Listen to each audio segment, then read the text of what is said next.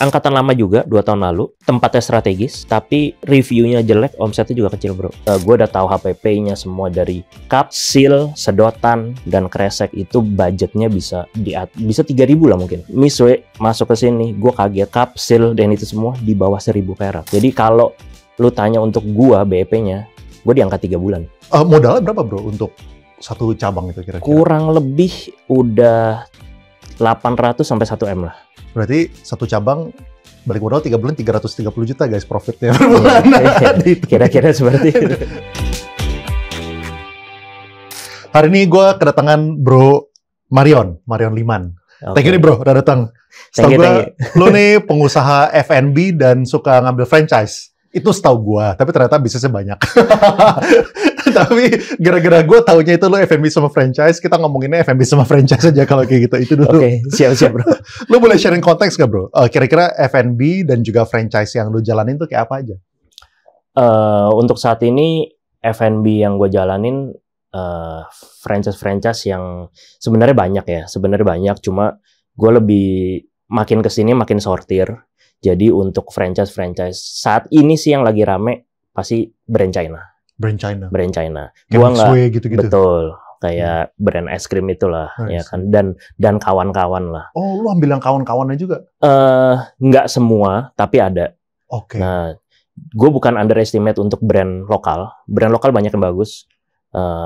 Di luar es krim, mau kopi, mau apa banyak yang bagus. Cuma kita bisa bilang sekarang gue bilang yang mendominasi kita mau ke pameran franchise atau apa sih brand China sih terutama. Yang sekarang lu handle berarti ada berapa cabang? Untuk punya gue 3 cabang. 3 cabang? 3 cabang. Okay. Untuk gue semuanya brand M itu sih. Oh, iya. Jadi tadinya gue mau yang gue nggak enak mungkin sebut, ada yang warna oranye, warna biru, warna itu. Jadi gue sih beberapa udah riset. Ada yang warna kuning itu head to headnya yang brand M ini di China-nya.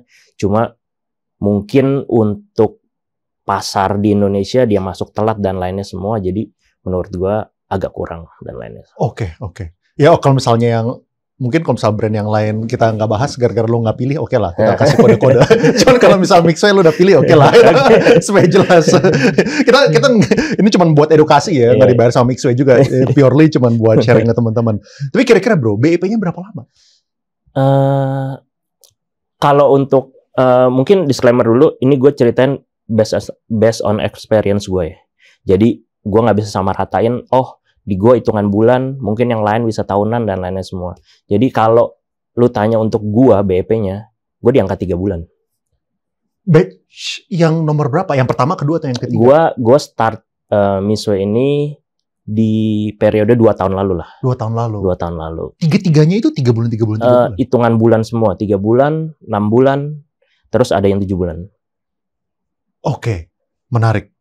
Nah, terus modalnya berapa bro untuk satu cabang itu kira-kira? Kurang lebih udah 800 sampai 1 M lah. 801 M untuk satu cabang? Ya. Berarti satu cabang balik modal 3 bulan 330 juta guys profitnya per bulan. Kira-kira seperti itu. Oke.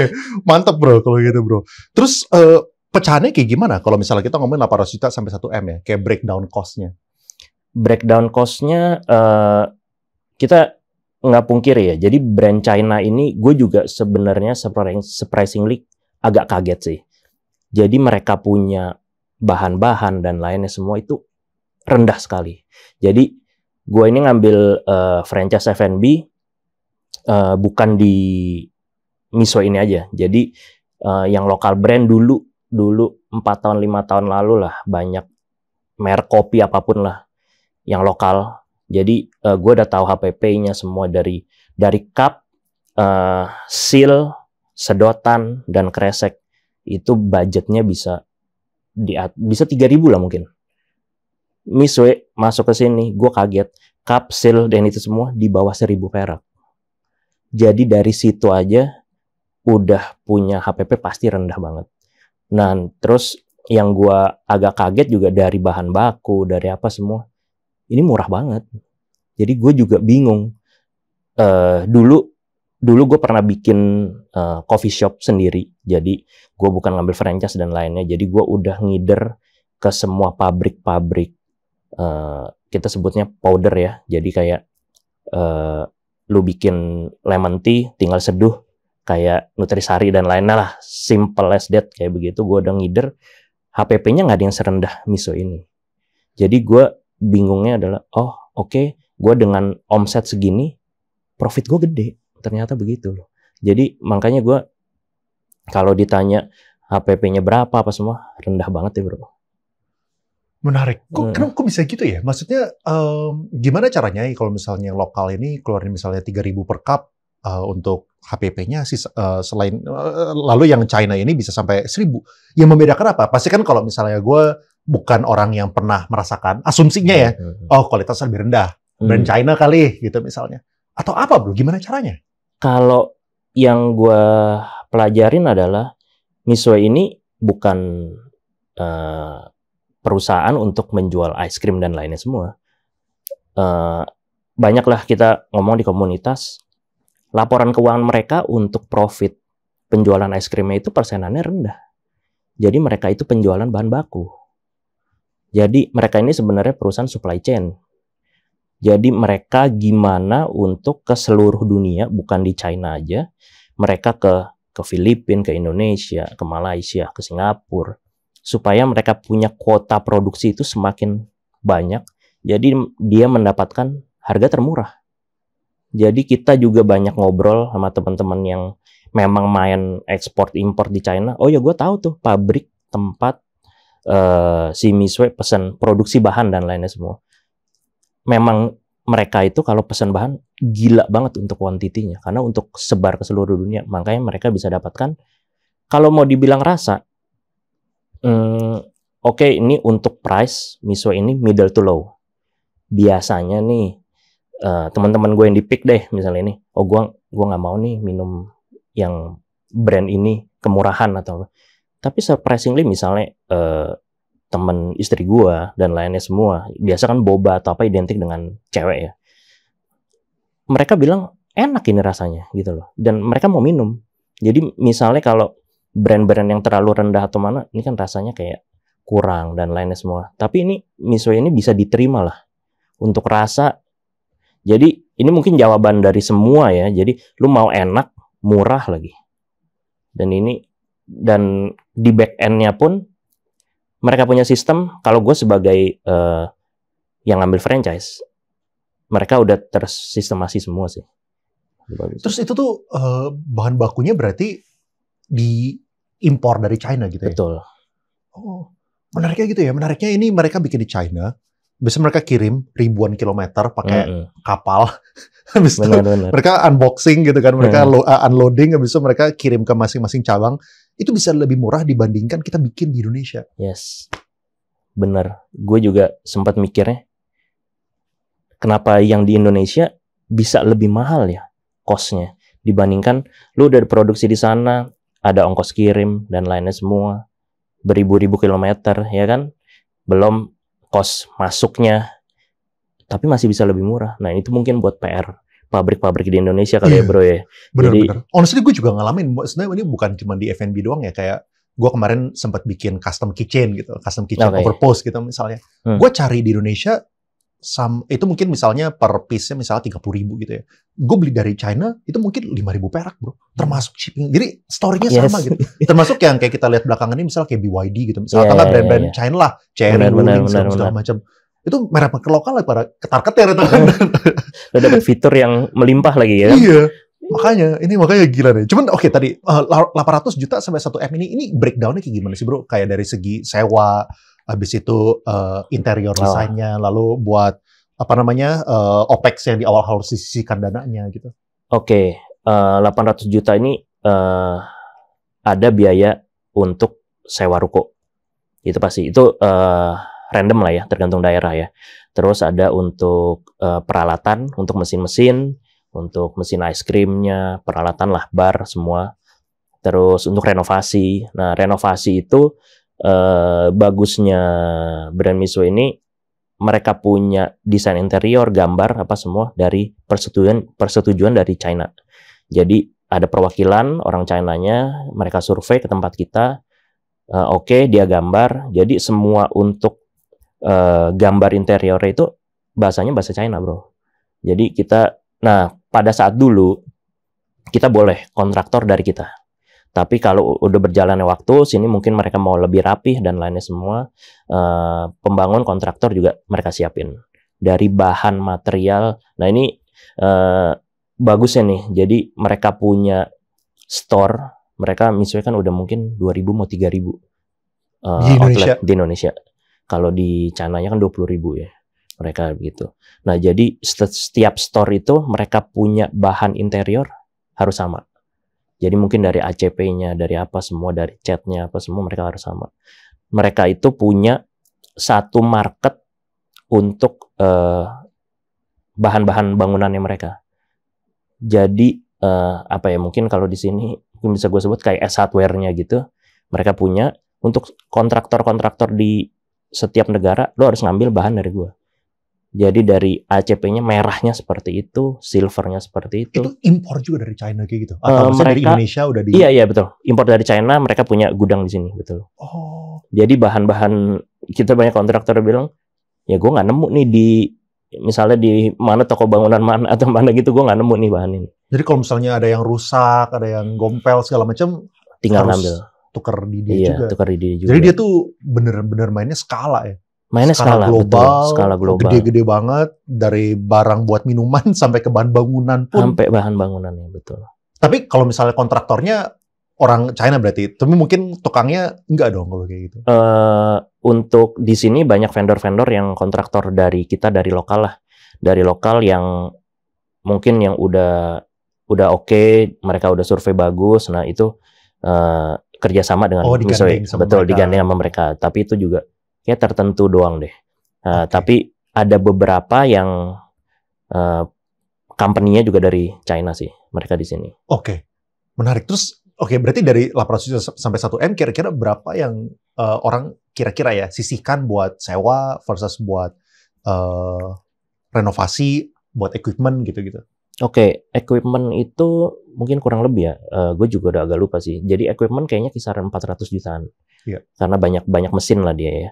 Itu dari mereka juga lah ya? Jadi 800 juta itu udah include itu, mesin dari mereka semua udah jadi semua. Kalau renovasi, karena untuk store gua ukurannya standar ya, bukan lantai 2 dan lainnya semua, itu kira-kira 200 jutaan lah. Tapi beda-beda, kalau yang mungkin store ada yang 2 ruko atau ada 2 lantai dan lainnya semua pasti lebih Nah saat lu buka itu, mereka udah kasih tahu rincian harganya ini secara detail? Betul. Atau ini tuh ada beberapa surprising costs yang lu nggak expect? No. Sama persis gitu? Sama persis. Jadi kerennya sih menurut gue, dia udah rapih di awal sih. Oke. Nah ini menarik ya, makanya gue juga pengen undang lu supaya kita bisa belajar lah ya. Soalnya gue yakin franchise ini kan salah satu...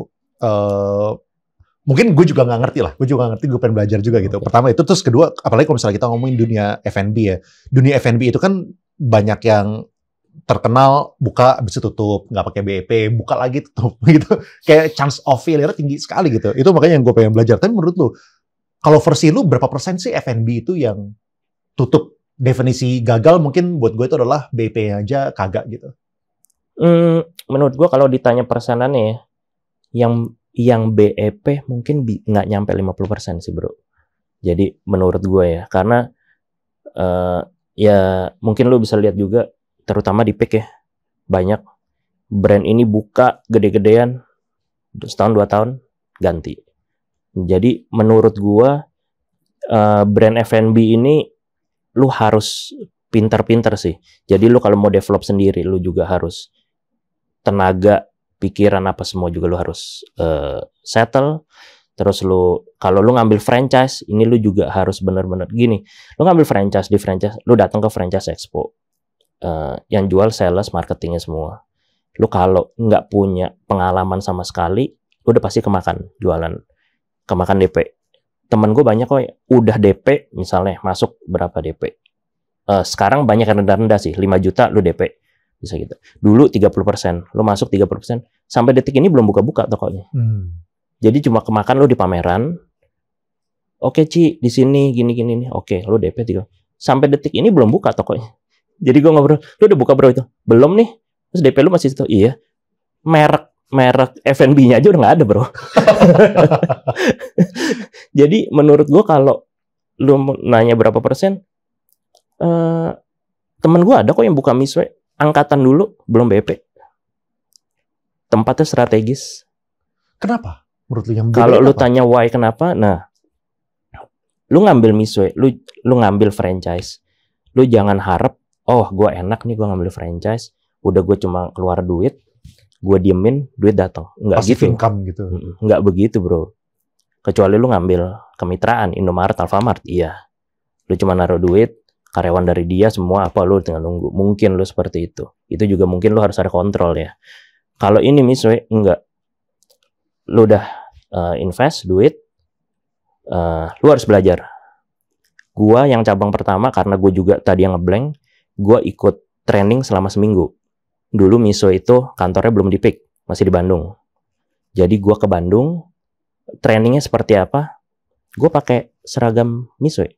Gue sebagai kru outletnya, gue ngelayanin customer di cabang mereka. Yang beroperasional. Operasional. Yang udah operasional. Yang jadi udah operasional. Actual ya, bukan trainingan doang. Yes, jadi bener-bener ngelayanin real customer. Selama seminggu gue belajar buat boba, gue belajar semua takaran dan semua. Sampai 1 minggu di ending keluarlah skor gue. Itu sertifikat untuk syarat toko gue bisa buka. Nah, mereka seperti itu. Jadi itu wajib pemiliknya? Sebenarnya enggak. Jadi lu 2 atau 3 orang lah perwakilan di satu cabang. Cuma karena gue penasaran sama brand ini, apalagi gue baru pertama ngambil brand China untuk franchise, kok kayaknya yang dulu-dulu brand yang lokal nggak se-strict ini nih, ya kan? Oke, gue mau terjun deh. Bedanya apa sih? Gitu. Nah, ternyata mereka bener-bener ngajarin, lu harus bisa. Lu kalau nggak lulus, cabang lu nggak buka-buka nih store lu. Kalau lu nggak dapat minimal score itu. Terus misal lu ngirim tim gitu ya, 2 atau 3 orang gitu. Terus mereka udah bisa, terus mereka cabut. Terus gimana? Harus bayar ulang buat trading atau kayak gimana? Oke. Sebutannya itu yang lulus kepala toko tuh jadinya. Jadi kepala toko gue yang di cabang itu juga udah resign. Setahun terus resign. Cuma nah itu udah jadi PR kita tuh. Udah jadi PR-nya franchiser semua setiap cabang. Jadi gue nggak mau, pasti gue udah kepikiran hal itu. Jadi gue nggak mau tergantung sama si satu orang ini. Jadi dari pulang dari training, semua itu harus bisa. Jadi Misue ini trainingnya, sistem kerjanya mungkin kayak McD ya. Gue lihatnya semuanya muter. Jadi nggak ada tuh, oh lu kasir doang, oh lu masak doang, oh lu yang bersihin kaca doang atau apa enggak. Itu benar-benar di rolling, semua harus bisa. Jadi kalau mungkin gue lihat ada beberapa coffee shop, si cewek ini kasir terus, oh udah biasa kasir nih. Jadi gue baristanya off, bingung tuh mau jualan gimana, nggak bisa brewing kan kasirnya. Kalau ini semua mau kepala tokonya off, yang lain udah bisa ngasirin, bisa kita ada sebutannya ada dapur belakang, dapur depan. Dapur belakang itu untuk yang lebih masak boba dan lain-lain, itu harus bisa semua. Dapur depan yang udah tinggal ngeracik aja lah bahasa simpelnya, itu semua harus bisa. Nah jadi itu sih yang dibangun sama mereka. Menarik. Terus oke, lu kan udah ngalamin dengan franchise lainnya sebelumnya gitu kan. Menurut lu ya, dan gue anggap lu juga udah sering pergi ke expo gitu kan. Berapa persen sih brand-brand master franchise gitu ya, yang lu lihat tuh sebenarnya bagus tuh mungkin dalam definisi gue adalah yang ngambil franchise-nya itu banyak yang untung. Itulah definisinya bagus gitu kan. Versus yang seberangnya, which is mayoritas orang yang ngambil itu kagak untung sama sekali gitu. Kayak kira-kira menurut lu berapa persen yang bagus dan yang tidak bagus? Mungkin kalau bisa dilihat 50%. 50% juga. 50% lah. Lu terlalu optimistik atau terlalu? Karena menurut gua gini, jadi ada, lu ngambil brand ya, gua ngambil misalnya ada brand lokal jus, ada temen gua yang cuan, bagus profitnya gila-gilaan, ada yang amblesnya gila-gilaan. Jadi menurut gua di setiap brand, banyak brand yang nggak ikut expo itu yang omsetnya gila-gilaan. Oh, banyak banget. Yang nggak ikut. Yang nggak ikut. Dan lu mereka udah gak butuh kali ya. Iya, mungkin nanti abis ini gua kasih spill dikit brandnya. Lu bisa geleng-geleng, omsetnya segini bro. Iya. Dan lu nggak lu nggak tahu itu brand apa, F&B apa, pasti lu nggak pernah dengar. Dan itu iya serius segini. Nah jadi menurut gua makin kesini brand itu sebenarnya brand lokal banyak banget F&B. Lu tergantung gimana ngolahnya, gimana lu bikin daerahnya di mana tepat. Menurut gua bisa jalan sih. Menurut gua begitu sih bro. Nah oke, gini nih. Tadi kan lu buka 3 gitu kan.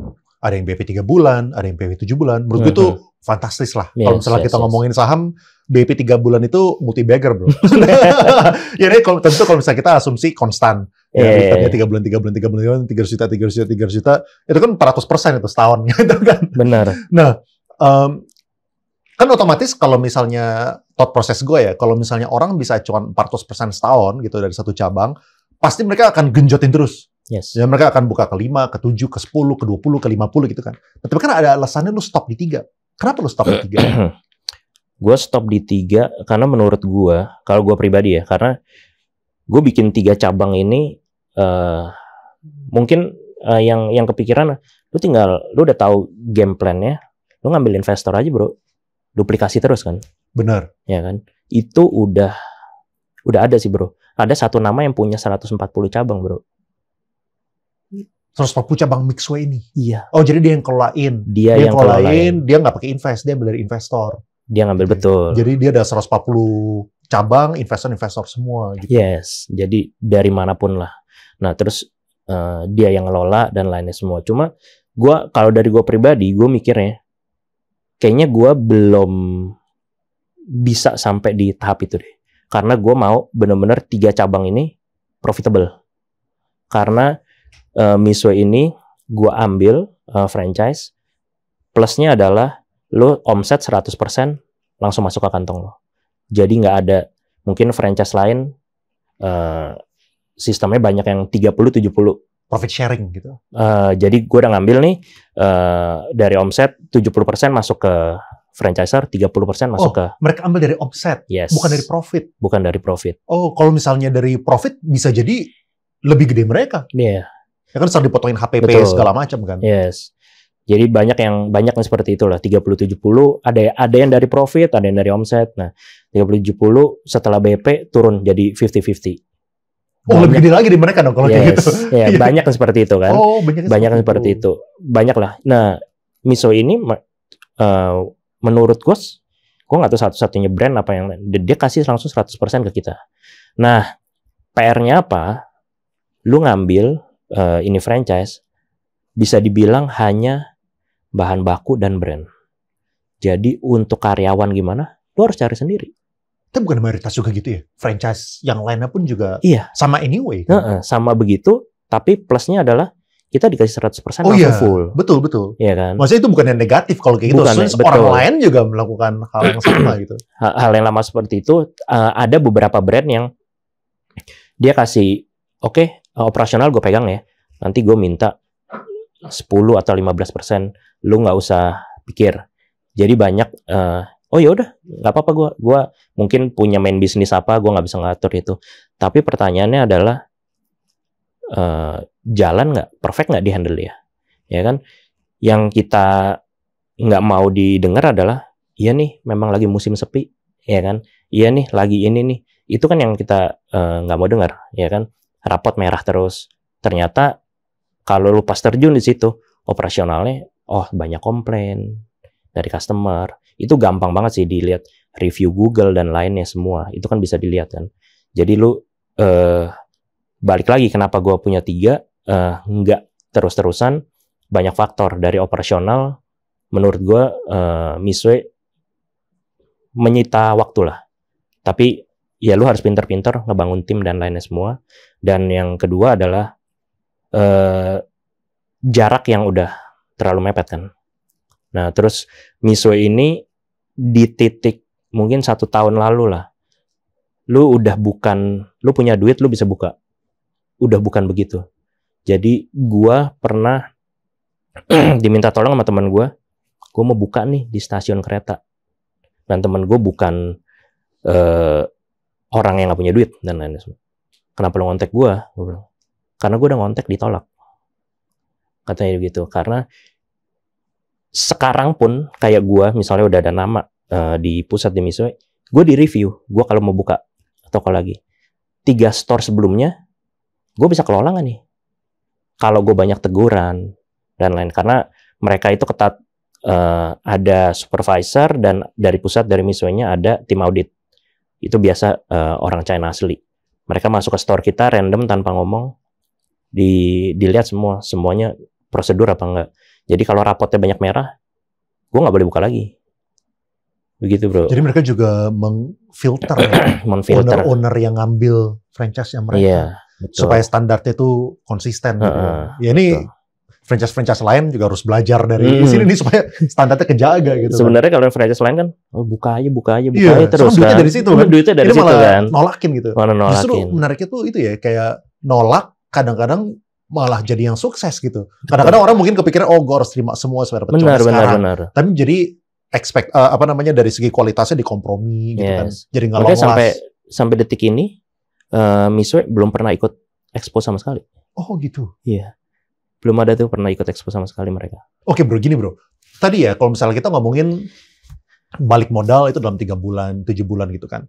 Berarti kan itu tahun 2021. Kira-kira 2021-22 gitu lah ya. Nah, 2022 lah. 22 ya. Nah, itu kan masih di awal-awal. Ya kan di awal-awal, editornya mungkin belum banyak. Lalu brand yang warna-warna lain juga belum datang gitu kan.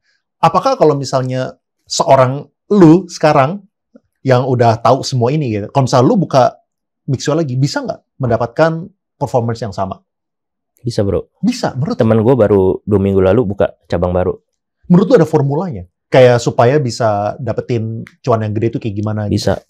Bisa ya? Simpelnya gue ngomong, di luar Jawa udah gitu aja. Di luar Jawa masih gila bro. Kalau misalnya di Jawa udah saturated ya betulnya. Dan udah nggak bisa buka kayaknya. Oh, udah nggak dikasih buka. Kayaknya saat kemarin diinfoin satu-satunya cabang yang lu bisa buka di ditawarin bro, mau buka nggak? Iya ada cabang. Gue bilang enggak sih. Oh, jadi itu mungkin limiting factornya ya. Limiting factor buat lu kalau misal lu pengen buka ke 4, ke 5, ke 6 harus keluar Jawa gitu jadinya. Yes, itu juga sih. Iya. Iya. Oke, kalau misalnya kita ngomongin F&B ya bro ya, kayak idealnya itu kita harusnya balik modal berapa lama sih? Idealnya F&B itu sebenarnya F&B ya. Kita ngomong F&B tuh enaknya duitnya cash bro. Ya kan, orang makan pasti langsung bayar. Nah, idealnya sih kalau yang paling bagus sih di angka 1 tahun, 1,5 tahun. Itu sih udah paling ideal. Apakah ada ekspektasi bahwa setelah 1 tahun, 1,5 tahun ini performance-nya itu menurun? Ya. Pasti bro. Pasti kayak gitu ya? Pasti. Mungkin kalau lu bikin coffee shop, ada kitchen-nya dan lain semua, pas lu menurun, lu bisa dekor ulang. Dengan nuansa yang baru dan lainnya semua. Kan banyak yang kafe-kafe atau resto, tiba-tiba maintenance, dia renew, rame lagi. Dan itu salah satu caranya juga sih. Tapi apakah ada hype juga nggak sih? Misalnya nih kayak, orang-orang lagi pada suka es krim. Kalau misalnya dulu orang sukanya boba gitu misalnya. Nah, apakah ada, jadi lu udah 3 tahun, 4 tahun, oke, lu mungkin secara interior pasti nggak se-fresh waktu awal, lu melakukan renovasi segala macam, tapi itu tidak membantu gitu. Soalnya hype-nya udah lewat. Apakah ada kayak gitu juga? Ada seperti itu sih bro. Jadi ini kan termasuknya Mitsui ini soft ice cream ya. Dia punya beda market sama hard ice cream. Hard ice cream mungkin kayak di Alfamart, brand-brand itu ya. Jadi soft ice cream ini sebenarnya lumayan baru lah. Dulu tuh cuma McDonald aja bro. Ya kan, lu mau makan itu, sekarang udah banyak brand. Menurut gue pasti ada FOMO-nya lah. Pasti ada hype-nya. Nanti ada brand baru muncul, ini muncul, pasti akan kebagi itu. Tapi market untuk soft ice cream ini pasti akan tetap ada nih. Gue ngeliatnya begitu sih. Tetap ada, cuman bakal kebagi sama kompetitor. Pasti bakal kebagi gitu. Ya, cuman mungkin kalau kayak gitu franchise yang lu ambilin ini bakal buka sampai dia punya bulanan udah nggak nutup lagi lah ya. Dia berkurang, tapi ya as long as dia masih nutup, biarinin aja terus gitu ya. Ya mungkin sih SOP-nya udah ada, sistemnya udah kayak passive income aja, sistemnya udah ada, orang-orang udah ada gitu ya. Berarti ya, oke. Terus kira-kira apa bro yang kita bisa pelajarin? Yang gue lihat kan, yang kayak tadi kita udah ngomongin kan, kayak brand-brand China ini kalau misalnya mereka datang, yang gue lihat ya, itu mereka sangat-sangat jago untuk ambil segmen bawah. sangat-sangat jago gitu. Bener. Dan ini kita ngomongin semua lini bisnis gitu. Kita nggak ya kemarin sempat heboh temu gitu misalnya kan. Habis itu ya kita ngomongin soft ice cream, kita ngomongin mobil. Ya, kira-kira buat kita brand lokal gitu ya di Indonesia, apa yang kita harus lakukan bro supaya kita bisa ngelawan? Supaya kita bisa outperform lah, seminimal mungkin kita jangan kalah lah gitu. Menurut gue kita nggak boleh nggak boleh gengsi, nggak boleh malu untuk belajar dari brand China ya. Mungkin kenapa dia bisa murah, fitur lengkap, mungkin kalau di F&B rasa enak semuanya dengan packaging yang bagus yang itu satu kita harus pelajarin. Untuk kita harus kasih yang mungkin harga kita susah banget sih untuk ngadu sama mereka. Di luar harga kita harus kasih apa? Kita harus kasih sesuatu suguhan yang perfect gitu loh. Jadi mungkin rasa lu itu harus enak gitu loh. Es krim lu nih harus enak dulu nih. Mungkin kalau lu harus bisa ciptain mungkin rasa kopi kita kaya banget bro di sini di Indonesia. Dan mereka Mitsui pun masukin baru beberapa bulan lalu kan varian kopi juga. Pasti mereka udah riset kan di sini kopi nih diminati nih. Nah maksud gue dengan varian-varian tersebut lu harus pelajarin. Nggak harus ngadu harga kok bro. Menurut gue sih begitu. Jadi untuk brand-brand minuman atau boba yang harganya di atas Mitsui, yang mungkin yang di mall-mall lah, lu tahu, misalnya Chatime dan lain semua, itu kan dikelola juga sama udah company Indo kan. Nah maksud gue yang kayak begitu aja dengan harga yang 40 ribuan dan lainnya masih bisa omsetnya juga gila-gilaan sih bro. Segmen lain gitu. Segmen lain. Jadi masih ada. Jadi menurut gue nggak harus murni, lu harus ngadu harga, ngadu murah. Dan apakah berarti itu kesimpulannya? Soal kesimpulan gue dapat ya, kayak misalnya kayak Tomorrow Coffee juga sama bro. Iya. Itu juga edan itu. Iya. Gila 600 cabang dalam waktu berapa tahun ya? Iya. Kayak jadi ya kesan yang gue dapat tuh kayak mereka ngambilin segmen bawahnya, mau di kopi, mau di ice cream, mau di apa. Berarti apakah artinya kita itu nggak boleh ambil sesuatu yang bikin si orang-orang China ini menarik gitu, tertarik gitu. Contoh ya, yang bikin orang China tertarik itu yang gue lihat itu adalah yang mass market, yang addressable marketnya gede gitu, yang mereka bisa buka 1000 cabang, 2000 cabang, jadi bisa main gamenya mereka. Game mereka berarti kan volume gitu kan. Nah, gara-gara kita tahu itu berarti kita nggak boleh main game itu tuh, kita nggak boleh main yang restoran bawah gitu. Apakah kayak gitu gitu? Gue nggak tahu. Jadi udah jadi rahasia umum lah. Jadi Mitsui itu kan headnya juga. Oh gitu. Iya. Jadi gameplaynya sama kan dia. Gue juga nggak tahu nih nanti lu record, lu edit atau gimana. Jadi dia punya PT tuh, bro. Ya gue jujur gue ngeliat ini sebuah fenomena yang menarik, tapi gue nggak tahu cara responsnya gimana gitu. Kayak misalnya ya kayak China itu kan hebatnya, kenapa mereka banyak lahir brand-brand sendiri, ada inovasi-inovasi sendiri. Kayak mereka punya Google Map-nya sendiri, mereka punya Google-nya sendiri, mereka punya Facebook-nya sendiri, mereka punya WhatsApp-nya sendiri gitu kan, dan mereka punya versi mobilnya sendiri. Itu kan gara-gara mereka nge-ban. Mereka nge-ban yang dari Amerika, dari Eropa supaya masuk gitu. Atau nggak minimal mereka tuh memaksa orang-orang asing itu tuh yang mau ke China, yang mau mendapatkan akses ke 1,4 miliar orang di China ini, mereka harus partneran sama orang China dan mereka ada transfer knowledge gitu kan. Sehingga orang-orang China jadi pinter, one day mereka bisa keluar bikin sendiri gitu. Nah, Indonesia gue nggak tahu gimana caranya. Akhirnya brand-brand yang mendominasi soalnya asing semua gitu. Aduh, lu kepikiran gak sih kira-kira apa yang kita bisa lakukan ya gitu? Apakah ini orang-orang yang nggak pernah tidur atau apa gitu kerjanya? Gue kan setiap tahun pasti ke China nih bro. Oke. Bareng buat kemarin bareng enggak, lu di luar itulah. Gue bareng temen gue juga kan. Kemarin bareng temen gue yang lagi hadir sini juga nih. Buat kerja maksudnya atau buat cari inspirasi atau gimana? Kalau kan tadi gue mungkin sedikit ada cerita ada di main bisnis gue lah. Nah jadi gue emang ada keperluan ke sana. Di samping itu ngelihat apa nih yang baru nih di China, begitu kan. Dulu kita kepotong COVID, berarti kan kisaran berapa 2 tahun, 3 tahun ya kita nggak ke sana gitu kan. Sebelum COVID sampai setelah COVID gue kesana, itu halnya di China itu udah beda banget. Gue lihat kayak dari otomotif deh, udah nggak ada lagi gue temu yang pakai bensin. Di sana di jalanan udah sunyi semua. Mau motor, mau mobil apa semua udah listrik. Terus dari lu jangan ke fairnya dan lain-lain, itu lu udah pasti udah bingung-bingung. Gila, ini udah robot, ini udah ini. Jadi menurut gua gimana ya, kita harus belajar sih. Menurut gua kita harus, mungkin yang di sini yang belum terima untuk ini begini.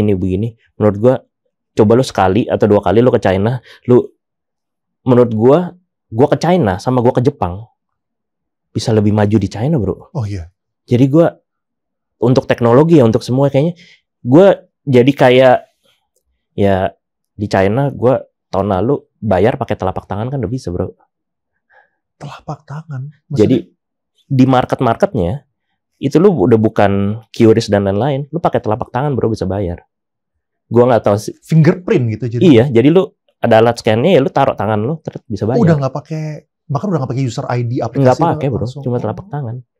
Jadi gue juga, gue nggak tahu gimana. Lu mungkin harus regis dulu tangan lu dan lainnya semua. Tapi itu udah di market biasa, gue udah begitu. Iya, baru 4 tahun lalu lah, gue pergi ke Hangzhou buat training Alibaba itu loh. Diri sama Jack Ma, dulu sama Pak Jokowi, sempat bikin program. Emang saat itu gue amaze-nya adalah sampai pengemis pun nggak terima cash loh.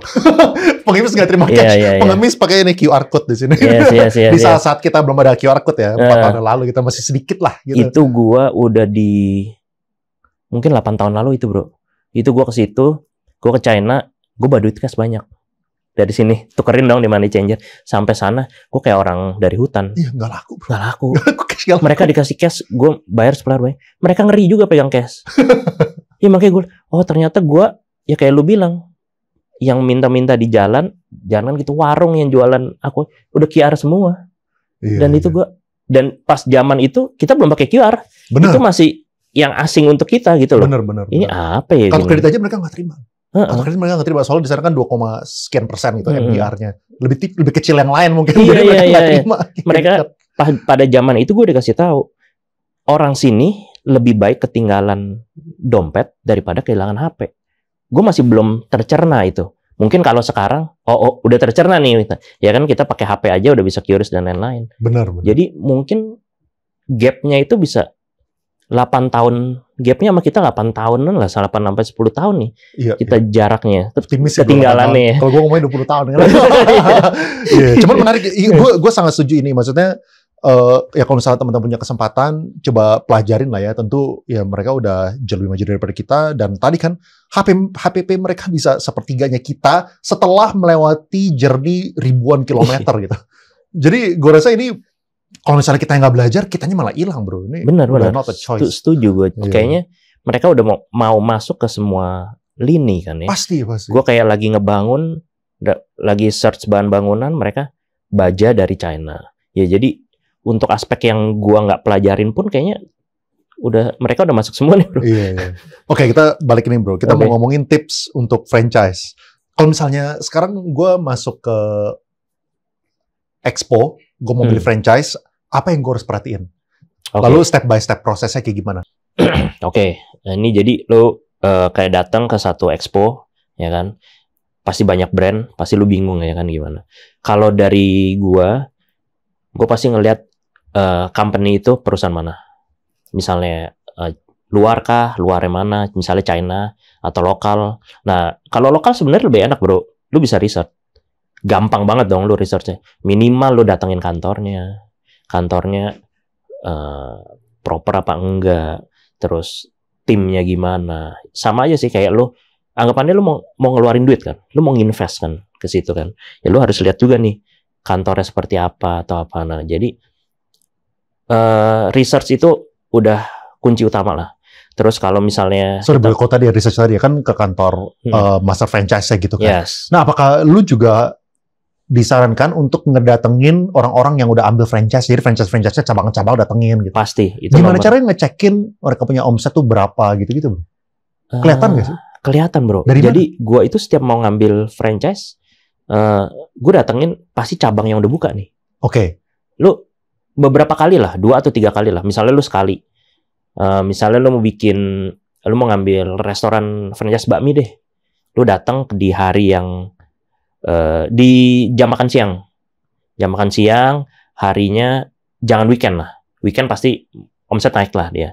di hari-hari biasa, mungkin di hari Kamis, Rabu atau apa gitu. Lu datengin jam makan siang, bagus nggak nih bro pelayanannya? Sorry, rame dulu apa enggak? Misalnya kalau biasa-biasa aja, pelayanannya kurang, keluarnya lama atau apa gitu, nah lu note lah di lu. Terus misalnya kalau rame banget, ada note lagi nih, cepet nggak keluarnya, nunggunya sejam karena rame. Nah kayak gitu-gitu jadi note lo. Nah jadi lu pasti datengin. Nah itu 1 hari lu datengin lah, misalnya yang weekend, minimal 2 atau 3 hari. Terus jangan lu pribadi juga, lu suruh misalnya karyawan lu lah ada note, ini gini pak, ini gini pak, ini gini pak. Seenggaknya begitu sih kalau gue research seperti itu. Apakah bisa dihitung bro? Misalnya, saat makan siang itu ada 30 orang datang, berarti lu kira-kira 1 orang 50.000 bisa. Gitu. Lu estimasi kayak gitu atau lu lihat dari billing nomornya gitu-gitu kelihatan nggak sih? POS kan beda-beda ya. Ya beda-beda. Ada yang ada nomornya, ada yang enggak. Jadi kalau yang ada nomornya ya enak. Terus kalau misalnya nggak ada nomornya, ya mungkin kita semua udah pinter lah ya. Kita kalau ke restoran ramai, kita udah bisa ngitungin duit mereka kan. Iya. Ini satu meja berapa, ini dikali berapa, kira-kira rata-rata gitu-gitu. Itu perlu juga lah. Itu perlu juga. Terus sama kalau yang di on the spot, mungkin menurut gua semua kita udah bisa lah begitu. Nah terus kedua, menurut gue yang paling penting, misalnya kalau yang brand luar, lo harus lihat juga, lo harus tanya detail. Sistem untuk bahan bakunya kayak gimana, untuk lo repeat lo seperti apa, karena itu juga sebagai penentu. Toko lo rame, kalau supply-nya nggak bisa cepat, bahannya dari pusat kosong terus, lo juga lost sell terus setiap hari. Emang itu kejadian? Maksudnya kejadian di banyak brand di mana mau order ulang dari kantor pusat itu tuh habis gitu? Misue pernah sering beberapa kali lah begitu bro. Beberapa kali gitu. Ya mungkin kita tahu pas kemarin tahun lalu lah lagi rame-ramenya mereka grow terlalu cepat. Mungkin gue juga nggak tahu, ada yang bilang kena regulasi izin lah, cukai lah dan lain-lainnya semua ya kan. Karena waktu itu sempat sampai kap aja habis bro. Sampai kap aja habis. Kita nggak mau dong. Kita nggak mau tutup. Dari pusat bilang lu nggak boleh jualan. Lu nggak boleh jualan pakai kap polos dan lainnya semua, nggak boleh gitu. Lo sell dong untuk cabang kita, ya kan? Akhirnya banyak lah dari teman-teman juga yang kreatif, kita ke pabrik Indonesia untuk ngebuatin dan lainnya semua. Terus jadi pada saat itu pun dari Misue pusatnya juga rekanan ke pabrik Indo untuk ngebuat cupnya dengan, kalau dari mereka dengan harga yang sama. Kalau kita ngambil ke pabrik Indo, harganya lebih tinggi bro. Pasti kan, lebih tinggi. Soalnya kan mungkin volumenya juga lebih sedikit.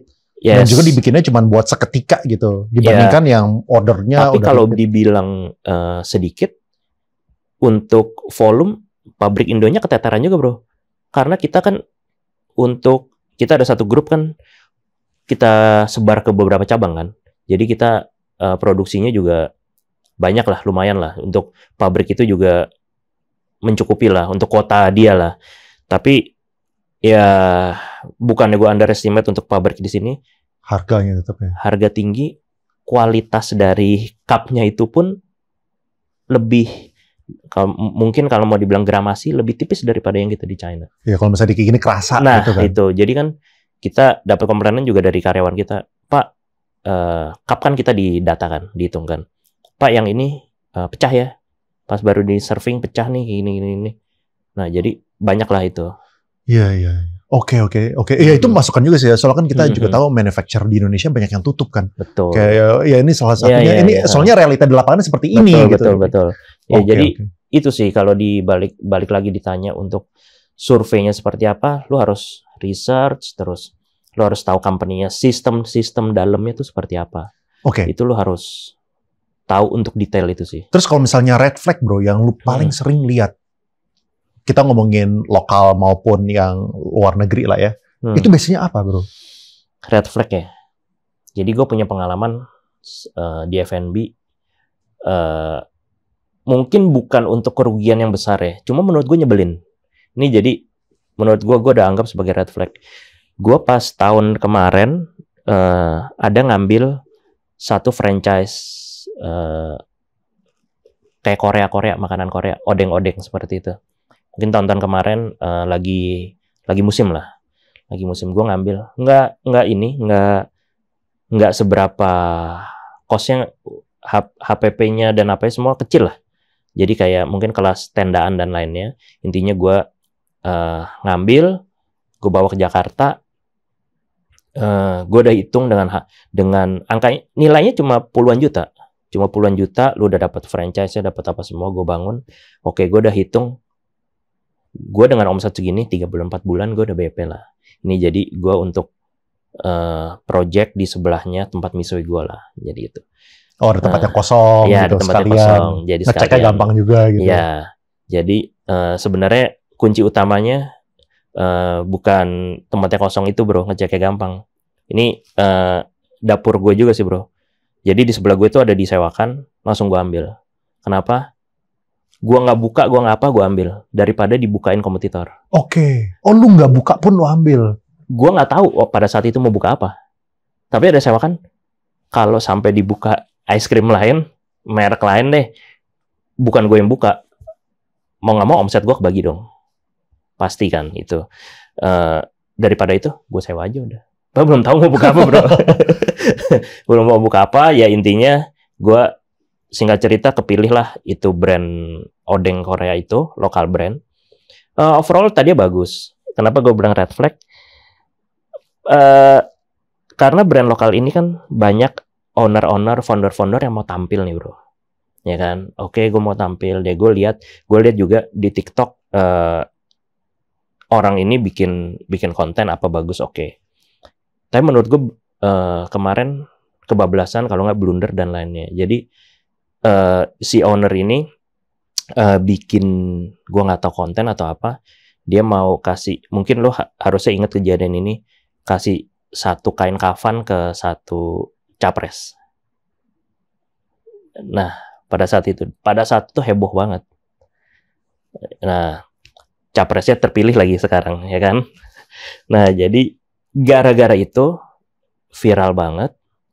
Gue bingung, di cabang gue Google review-nya di black campaign semua. Jadi gue bilang ini ya yang jalur kematian apapun gitu. Gue tadinya bingung bro. Gue nggak tahu apa ini ya. Maksud gue sampai briefing karyawan gue semua.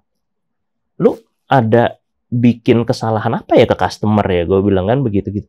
Enggak pak, kita nggak ini. Dan itu terus-terusan. Mungkin bisa bilang puluhan ratusan komen setiap hari. Dan itu omset gue langsung habis. Mungkin gara-gara nyenggol ke politik kali ya. Betul. Padahal ini udah nyenggol ke politik yang dia ngomongin menang gitu. Harusnya kan biasanya positif kan. Biasanya logikanya kan, logikanya. Tapi ini mungkin gara-gara waktu lagi panas-panasnya. Terus menurut gue, lu mau bikin kontennya juga blunder dan lu mau ngasih kain kafan ke seseorang gitu ya, masih hidup kan. Jadi maksud gue, di luar lu mau dukung paslon mana, ya kan? Ini sorry gue nyinggung ke politik sedikit karena lu tanya red flag-nya. Jadi poinnya adalah, ya lu kalau founder, ya kan, founder dari satu brand, apalagi lu udah franchise-in, menurut gue lu jangan buat aneh-aneh sih. Menurut gue jangan lu bikin yang kayak begitu. Kain apa sih? Kain kafan. Kain kafan itu kan yang buat orang mati kan. Oh, gue nggak tahu.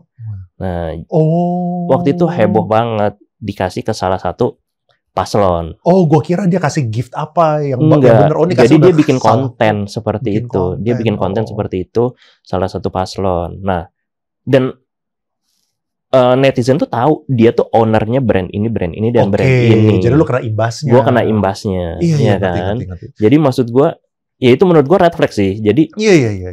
Maksudnya seharusnya kalau misalnya sebagai owner yang bisa mengutilize sosmed, hal yang bagus harusnya benar. Gitu. Makanya gue bisa bikin tambah rame. Benar. Makanya gue research. Oh ini orang aktif nih di F&B, di himpunan F&B dan lain-lainnya.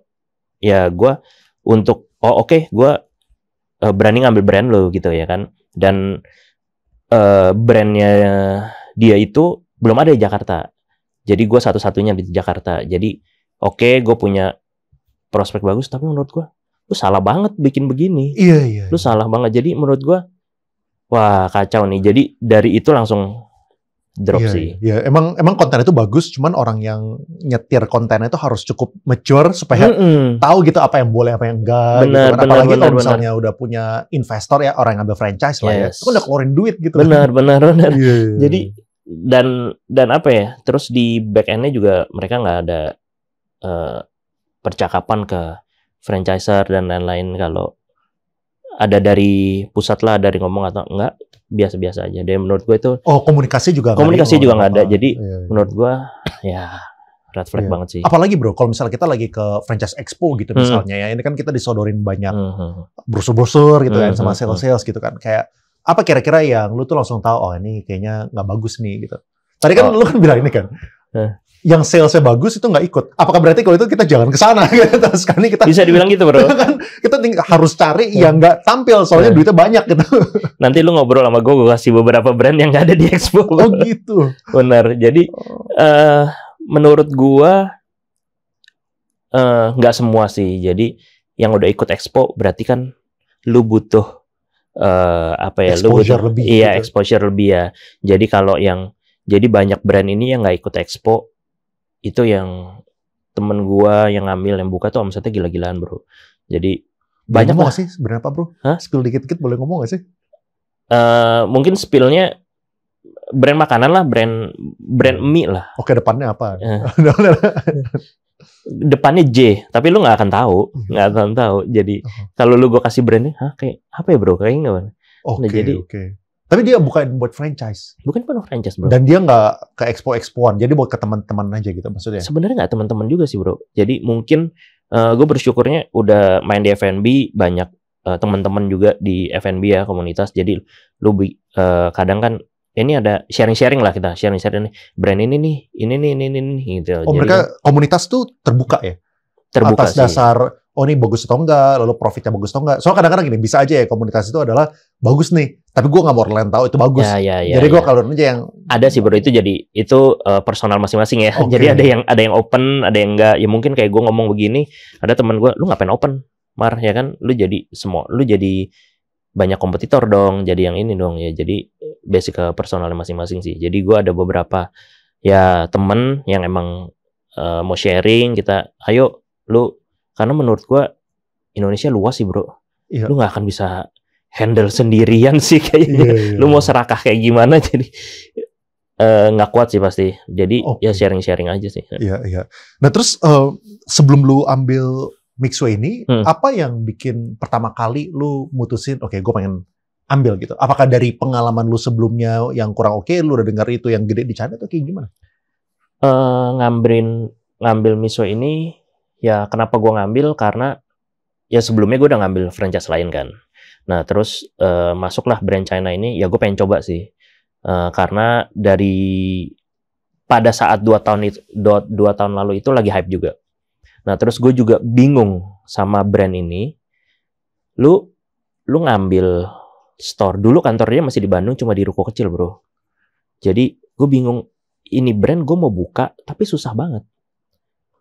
Jadi gue nggak dapat, mungkin gini ya, lu kalau lu mau invest apalagi nilainya kita sebut 1M lah satu cabang, dari sales marketingnya itu udah pasti baik sama lu. Apa ya sebutannya, udah lu dipersilakan duduk, dikasih makan, mungkin dikasih itu. Mixway itu enggak bro. Oh gitu. Kita nyariin dia itu udah kayak nyari presiden kali.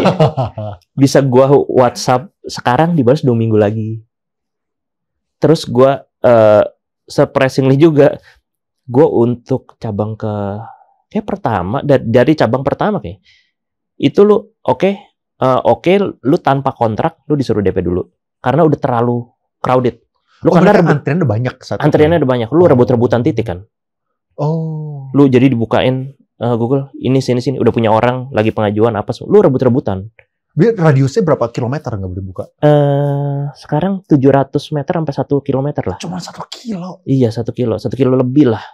Gitu lah. Tapi enggak, jadi mereka itu benar-benar hitung dari kakaknya juga. Oke, ngerti. Jadi penduduknya berapa? Betul. Jadi nggak mentah-mentah dari radius.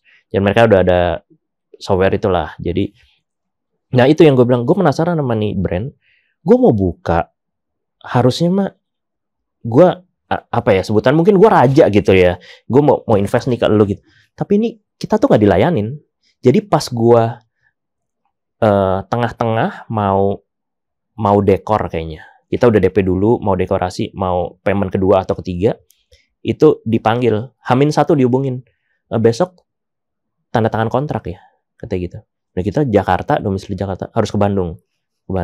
Di Bandung nggak dikasih masuk dan lain-lain bro. Jadi rukonya mereka udah crowded banget, padat banget. Tiba-tiba ada satu orang turun, Pak ini kontraknya. Ya udah saya baca dulu ya.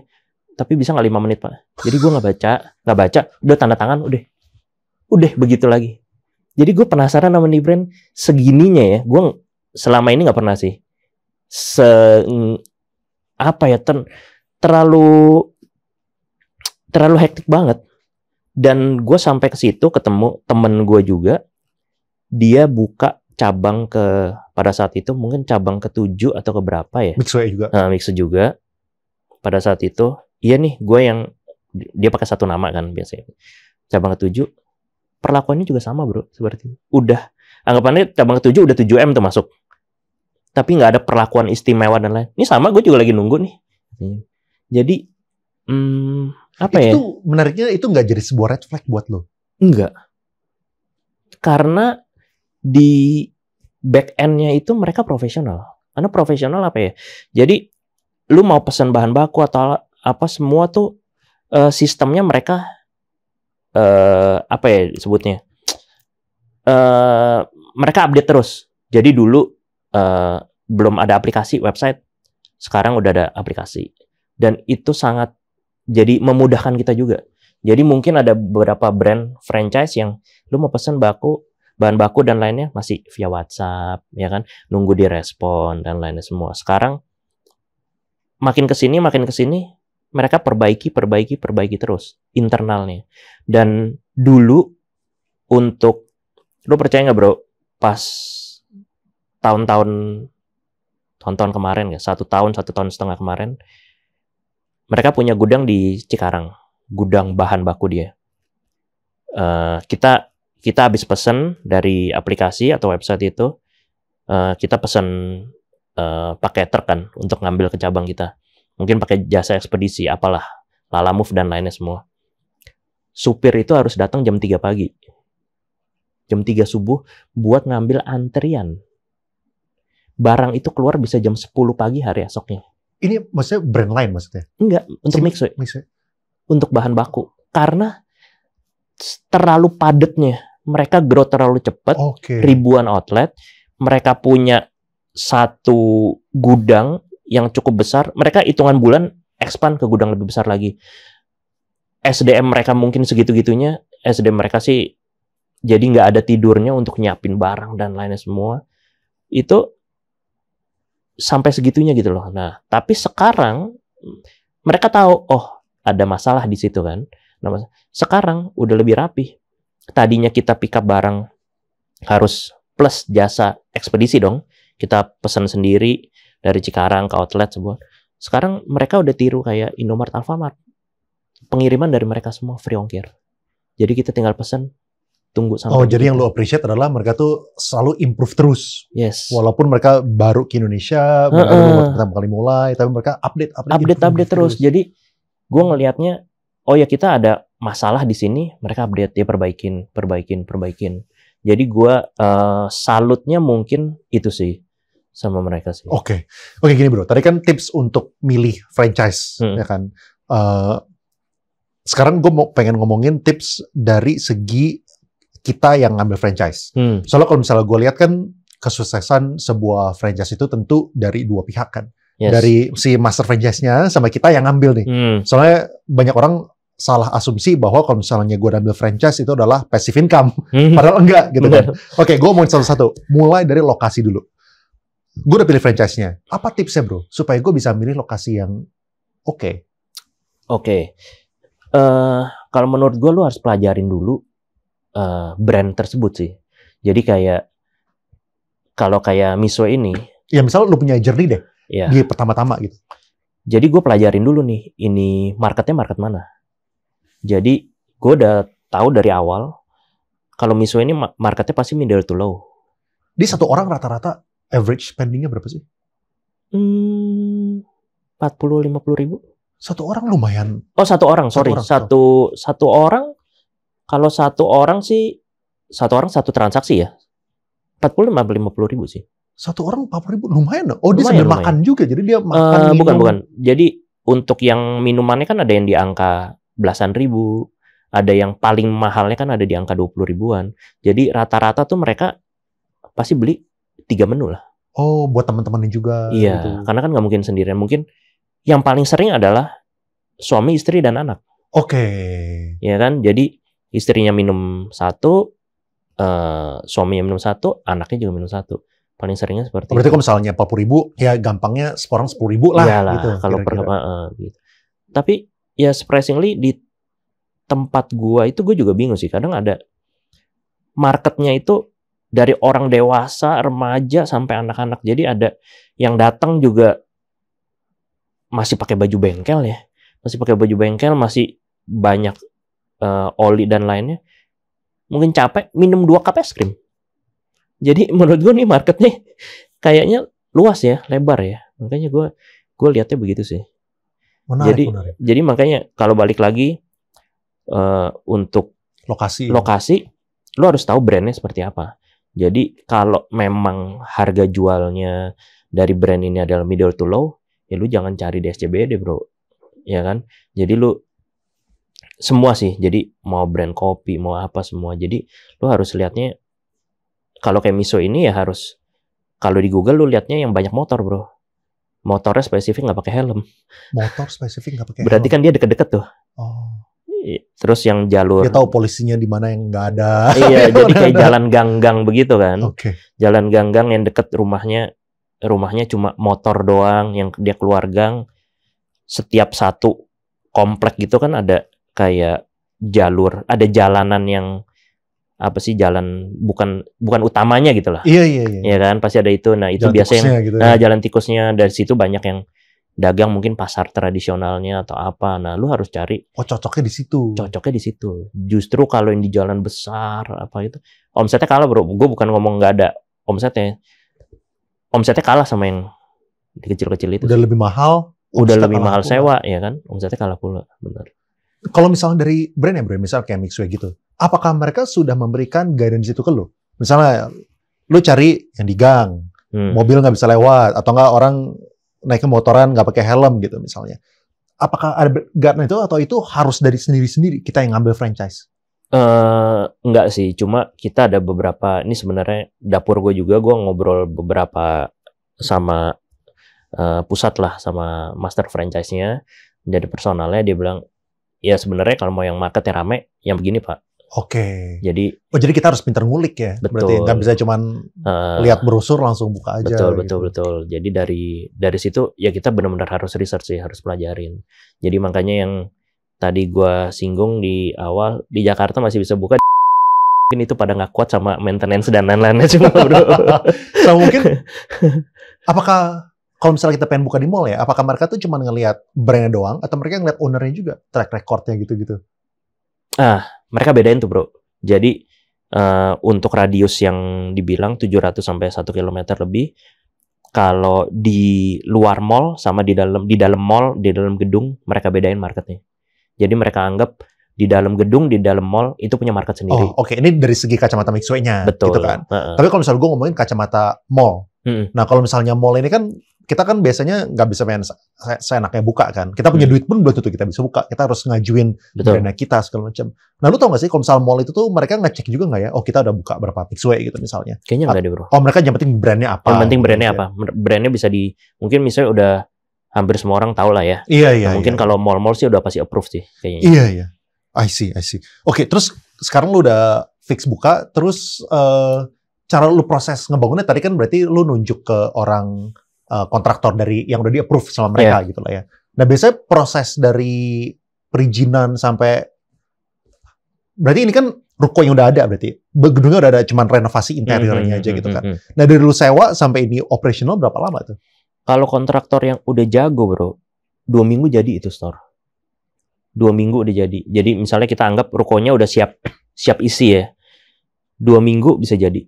Jadi mungkin kalau mesin ready dan lainnya semua, hitungan sebulan bisa opening. Kalau misalnya, iya 2 minggu sih cepet banget kan. Iya. Proses gambar segala macam udah dari sebelumnya. Lu saat tektokan, mau minta sewa, lu udah minta gambar dulu, layoutnya dulu, Iya. orang yang ukur gitu ya. Jadi begitu siap, udah bayar ada jangka waktu sewanya kan, sewa per tanggal sekian gitu. Nah baru kontraktor jalan gitu ya. Dari itu 2 minggu gitu ya. Jadi 2 minggu. Jadi mungkin sekarang bisa lebih cepat di bawah, karena mereka punya material yang kayak gue cerita tadi kan. Jadi China tuh udah main dinding itu sekarang udah nggak dicat dan lain-lain. ACP full. Jadi tinggal plek. Jadi anggapannya ngomong apa ya? Tinggal ngerakit lah. Rakit, plek semua. Udah kayak Lego mungkin kita sebutnya. Iya. Jadi cepet banget mereka bisa. Mungkin bahan udah siap apa semua kan, bahan mereka juga udah ada ya. Jadi kita ngomong kontraktornya nggak ada ngantri, nggak ada apa. Seminggu mungkin jadi store. Iya bro. Liburan jadi, seminggu tiba-tiba balik lagi udah ada toko yang rapi gitu ya. Bener. Temen gue kontraktor yang udah jago. Gue kayak pernah kebutin 4 hari 5 hari. Berapa gede sih? Minimal 40 meter persegi. Satu lantai aja kan? Satu lantai aja. Iya. Oke, nah terus dari segi izin-izin atau dari segi, kan biasa kan Indonesia juga terkenal sama pungli lah segala macam. Nah itu gimana cara manage-nya itu? Biasanya soalnya pengalaman gue, dapetin tanda tangan, itu lebih lama daripada kita ngebangun gedung 5 lantai gitu. Jadi cara manage-nya gimana kalau lo? Ya kita itu pasti beda-beda ya. Setiap daerah gue beberapa cabang, beberapa tempat pasti punya aturan daerah setempat itu pasti yang beda-beda lah. Jadi caranya gimana ya, kita duduk bareng sih. Intinya kita masyarakat di Indonesia intinya komunikasi sih, bro. Jadi kalau misalnya ada yang pasti RT, RW, dan lainnya semua kita izin, itu udah pasti. Terus misalnya ada ormas, nah itu kita juga harus rangkul juga, harus hargain juga lah. Jadi misalnya ada mereka, harus ada, namanya kita tamu ya. Kita situ kan kita pendatang, oke, nanti kita buka situ, kita sewa. Intinya semua harus kita deketin sih, kita rangkul. Mau sealot apapun, pasti ada solusi sih, menurut gue.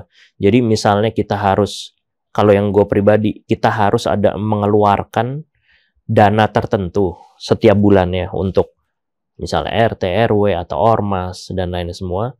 Selama hitung-hitungan lu masih masuk, gas sih menurut gue. Daripada lu terus alot, ya kan, lu malah nggak buka-buka, lu malah puyeng, ya kan, mungkin lu adu argumen terus, dan lainnya semua. Ya, peraturan kan nggak kayak gini. Iya, begitu. Kalau kita ngikutin ego kita kan ya, jadi harusnya kan lu nggak begitu, ya kan? Harusnya ini kan gue udah resmi nih begini. Tapi kan ya kita mau gimana pun, bisnis apapun lah ya, pasti ada seperti itu kan. Jadi kita, kalau dari yang gue jalanin, gue sih rangkul sih semuanya. Apapun lah di situ lah. Nah lu rangkul kayak gimana bro? Soalnya kan kalau misalnya rangkul, kalau misalnya terlalu dekat, takutnya bisa kelewatan mintanya gitu. Duitnya misalnya lu punya budget sekian juta, ya dia udah ngerasa dekat sama lu, jadi ketagihan mintain, terus dia tahu apalagi lu punya bisnis BP 3 bulan nih. Wah, jadi tambah rajin. Jangan nonton dia. Jadi nanti harus dicek deh, yang punya IP address-nya di lokasi ini nggak boleh nonton. Ya itu harus kita maintain juga sih. Kita juga walaupun biasanya kalau yang begitu kan pasti nggak ada hitam di atas putih ya kan, tapi kita udah harus harus clear di awal lah. Jadi misalnya tempat lu akan rame nih, parkiran motor, lu pasti kalau lu nggak ada tukang parkir, ini motor pasti berantakan. Pasti satu, paling parahnya misalnya motor customer hilang dan lainnya semua, itu kan malah nggak enak juga. Lu pasti ada impact ke tempat lu, ya kan, kalau motor hilang gitu ya. Iya, motor hilang terus nih, ya kan, begitu. Lu pasti nggak akan mau terjadi seperti itu. Terus kedua, misalnya kalau kita bawa motor atau siapa, misalnya pelanggannya ada anak remaja atau apa yang nggak bisa parkirnya benar atau apa, berarti kan harus ada yang ngerapihin. Daripada lu pusing, nanti lu harus ngalangin mobil lah, di mana misalnya kita gang-gangnya nggak terlalu besar ya, daripada kru outlet lu yang ngaturin dan lain-lain. Oke, berarti lu harus punya pemikiran adalah harus ada tukang parkir. Daripada tukang parkir lu nge-hire, ya kan, nge-hire khusus, lu bayar bulanan dan lain, orangnya juga orang luar dan lainnya semua malah nggak bisa, malah jadi masalah. Udah lu rangkul aja. Mereka ormas, kita deal aja misalnya bang gini-gini nih, lu yang handle parkir, udah semua parkir buat lu. Misalnya begitu. Mereka pasti mau. Mereka timnya banyak pasti. Masih timnya banyak, mau hari ini yang jaga si A, si B, pokoknya orangnya si A itu yang ngatur, ya kan. Jadi mereka pasti punya, jadi ada income tambahan kan, pasti dari parkiran itu. Nah terus berapaan sih kayak tukang parkir itu bisa dapatnya? Kalau yang cabang gua yang pertama yang rame itu satu hari bisa 600 ribuan bro. 18 juta sebulan? Iya bisa 600 berapa ribuan. Orang tuh kira-kira? Mereka timnya waktu itu pas rame-rame bisa 3-4 orang. 3-4 orang itu lebih gede daripada UMR kali, kalau bisa 3 orang. Benar. Dan itu kalau yang di situ gue dikelola ya rame-rame malah. Tapi lu tau dari mana itu 600 ribu? Kan recehnya ditukerin ke dalam bro. Oke. Kan gue butuh receh kan. Untuk kasir kan misalnya. Nah itu ya gue tahu dari karyawan gue juga lah. Maksudnya omsetnya sekian gini. Yang ditukerin. Tapi lu nggak terima duitnya nggak pakai QR, nggak pakai? Jadi untuk hampir semua cabang gua sih, mungkin Misue, mungkin teman-teman yang punya Misue juga begitu ya. 70%, 60% tuh cash. Jadi selama ini, jadi gua kalau mau hilangin cash juga nggak mungkin, karena mereka cash terus. QR kartu apa semua kita udah sediain. Cuma paling banyak itu cash. Nah terus tadi, lu kan pendatang di situ, ya kan? Lu buka tempat, bukan di daerah mana? Tempat lokasi? Jakarta Utara lah. Jakarta Utara, oke. Jakarta Utara kan. Nah terus pembayar itu cash. Gimana caranya lu ngamanin duitnya? Oke, ini cara gue nih, bro. Jadi gue tadi juga begitu. Gue mikir, ini gimana nih? Cashnya gede tiap hari. Gue nggak ngambil 3 hari aja udah puluhan juta. Ya kan, itu kalau nggak itu masalah yang bagus ya. Iya. Orang lain pusingnya nggak ada duit, kalau misalnya pusingnya ada duit banyak. Walaupun lu ada brankas, kan karyawan lu tahu, ya kan. Gue bukannya nggak percaya karyawan gue, karyawan gue rata-rata dari opening sampai sekarang masih ada nih bro. Jadi lama-lama panjang-panjang nih. Jadi namanya orang ya kalau kilaf. Jadi gue 3 hari nggak di pick up, kalau bukan maling yang ngambil, karyawan sendiri yang ngambil, ya kan, ngelihat di brankas duit ada segitu. Jadi gue solusinya adalah gue nge-hire 1 orang lah kolektor. Jadi itu mungkin yang udah spesialis kolektor. Mungkin gue juga nggak tahu dia punya. Kalau yang punya gue adalah backgroundnya ada sedikit nyenggol ke instansi lah. Jadi mereka agak punya power, punya jabatan lah. Entah begitu. Oke, angkanya sekian. Karena itu gue udah bandingin sama, gue pernah ngontek salah satu bank. Gue udah ngambil rate-nya. Kalau salah satu bank itu pick up 1 hari 300 ribu bro. Itu pun nggak dihitung sama dia. Kalau lu mau dihitung di tempat, nambah lagi. Jadi kalau 300 ribu 1 bulan, 1 cabangnya 9 juta. Iya. Ya kan? Cabang ada 3, bisa dikali. Ya kan? Jadi mendingan gue hire aja 1 orang. Udah beres, selesai masalah gue. Dan dia aman banget untuk nge-pick up uang itu sih. Oke, nah terus kalau misalnya kita ngomongin training nih bro, lu tadi kan bilang orang lu udah ada di sana dari awal sampai sekarang gitu kan.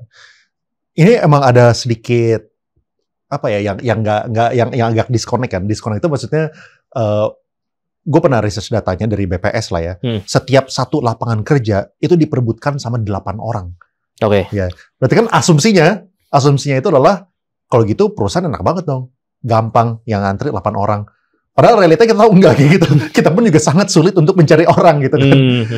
Cari orang yang bagus lah terutama gitu. Nah, strategi lu apa bro? Gimana caranya lu mendapatkan orang yang bagus, yang bisa dipercaya, yang mau belajar, yang mau ngikutin training sampai diputerin semuanya gitu? Oke. Sampai saat ini ya turnover karyawan gue nih setiap cabang dibilang tinggi nggak? Rendah. Jadi jalan udah mau 2 tahun, setiap cabang 1 cabang misalnya 6 orang, 4 orang nih masih dari tim opening, 2 orang aja nih yang baru. Nah jadi gimana bisa ngerekrut? Jadi gue bersyukurnya setiap gue open lowongan ya. Jadi kita butuh salah satu nih ada yang resign dan lain semua.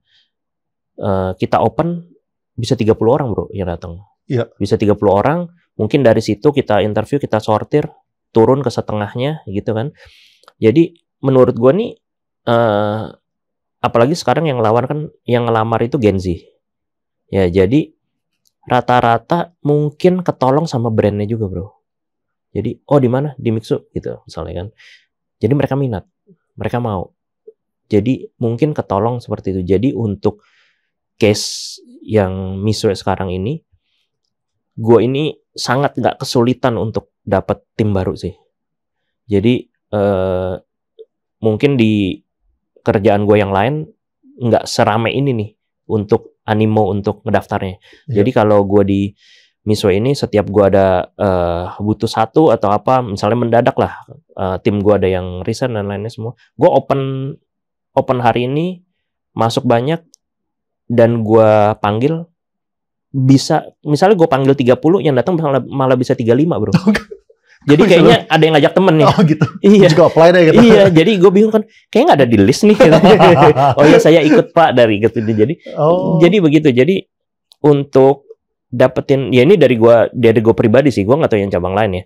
Jadi gue relatif nggak kesulitan yang dapet tim baru nih. Terus oke, kan tadi kan lu kan memberikan pekerjaan ke tukang parkir lah ya, bisa dibilang itu yang buat jagain motor segala macam, itu penting gitu kan, supaya customer juga merasakan hal yang nyaman. Pasti kan mereka juga mau ada posisi lain juga gitu. Mereka mau posisi dalam toko juga segala macam. Nah itu lu gimana manage-nya? Gue nggak bolehin sih bro. Oh lu nggak bolehin? Nggak bolehin, karena gue tadinya ada bolehin satu orang lah, tapi mungkin emang nggak bisa ya. Emang nggak bisa karena dia biasa di lapangan mungkin. Jadi lu kalau di dalam outlet kan banyak aturan, rules lah. Lu harus sopan, harus ada greeting dan lainnya semua. Nah itu kayaknya nggak bisa ngikutin sih bro. Jadi tapi itu masalah background dia aja. Betul, yang mungkin background itu dulunya orang yang lapangan. Betul, gitu kan. Orang lapangan. Atau menurut lu, kalau misalnya temennya ini mungkin kalau misalnya CV-nya cocok, lu masih bisa terima gitu. Apakah kayak gitu? Atau tetap mending jangan kalau misalnya orang yang deket? Kalau gue sih mendingan jangan, karena menurut gue yang udah di lapangan sih mereka punya skill, mereka punya apa ya udah di lapangan sih. Jadi kalau yang untuk ke dalam mendingan jangan dulu sih. Kalau gue sih begitu sih. Iya. Nah terus bro, sekarang kita udah ke grand opening nih. SOP kita udah nangkep. Terus untuk prepare grand opening nih, gimana caranya supaya kita mempersiapkan waktu kita buka setelah 2 minggu renov, itu rame gitu. Dan juga gini, mungkin sebelum kesana ya, apakah yang the start awal ini bakal menentukan kesuksesan selanjutnya? Oke. Yang start awal pasti grand opening, lu pasti kalau dari Mixo mereka punya icon dia tuh, snorkeling, badut yang gede itu. Iya. Mereka pasti di depan toko kita lah semua. Terus kita ada, kalau dari Mixo itu bagi-bagi voucher, semua yang lewat dikasih voucher. Terus dari tim master franchise pun ada 2 orang ke store kita, bantuin lah di depan, pokoknya bikin meriah dan lain-lain untuk masuk dan lainnya semua. Itu jadi penentu sih. Jadi supaya masyarakat yang sana tahu, ada Mixo baru di sini. Lu cobain es krimnya gimana, ya kan? Itu jadi penentu sih. Nah, apakah bisa dibilang kalau kayak gitu dari segi marketing ya? Betul. Orang yang ngambil franchise itu udah bukan tugas kita. Marketing bukan tugas kita itu. Ya pokoknya itu tugasnya Mixo ya, dari segi branding, dari segi promosi, dari segi TVC apapun influencer mereka pakai. Apakah benar kayak gitu atau lu masih ada bagian dari segi marketingnya? Dari segi marketingnya, kalau gue lihat di Mixo ini sih, kalau marketing skala global sih udah tugas master franchise sih.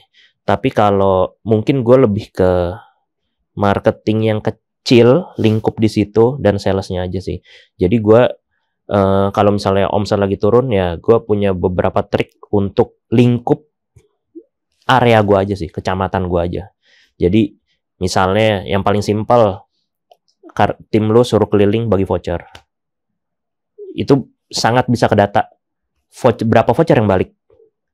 Nah, itu works di gua. Tapi apakah menurut lo ya, kalau misalnya kayak kita ngebagi voucher kayak gitu, apakah itu worth it? Most worth it gini nih.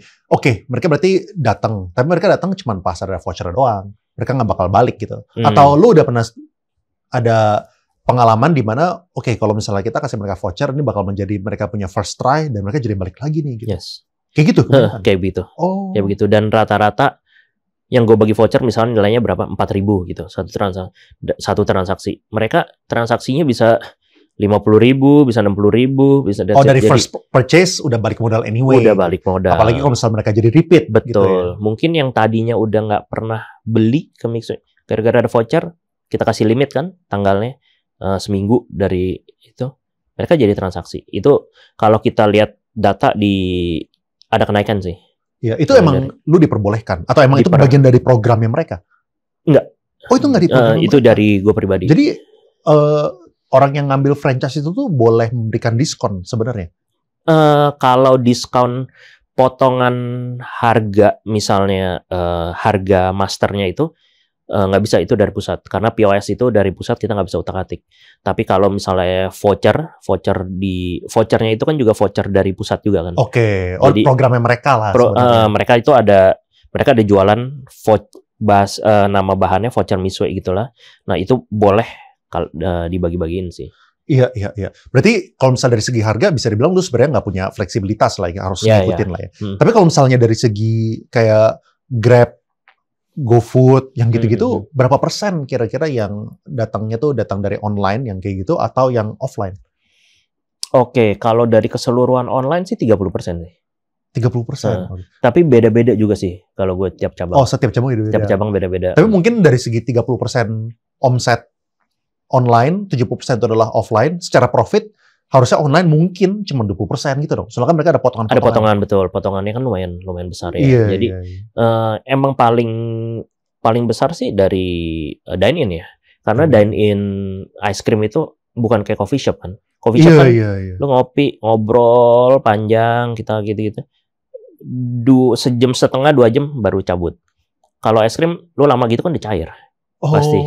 Jadi makanya gue singgung tadi, untuk turnover motornya itu cepat. Jadi tukang parkirnya juga seneng, baru parkir keluar. Gitu. Kalau coffee shop kan lama, ya kan baru keluar. Kalau es krim nggak bisa lama-lama bro. Jadi cepet-cepet. Begitu. Pantesan. Jadi untuk makanya kalau coffee shop kan, dulu kan juga gue bisnis coffee shop ya. Coffee shop gue 2 lantai. Kadang kalau lagi penuh lama nggak. Pakai charger colokan. Iya, begitu kan. Refill. Kalau ini makanya cuma lantai 1. Turnovernya cepat, begitu sih. Jadi kalau ice cream itu bedanya seperti itu. Iya. Terus di awal-awal waktu lu pertama kali buka atau setiap kali buka cabang baru, itu kan pasti kan ada SOP yang baru di training lah ya. Lu ada pengalaman nggak sih kayak handling customer yang mungkin nggak puas atau nggak happy itu kayak gimana?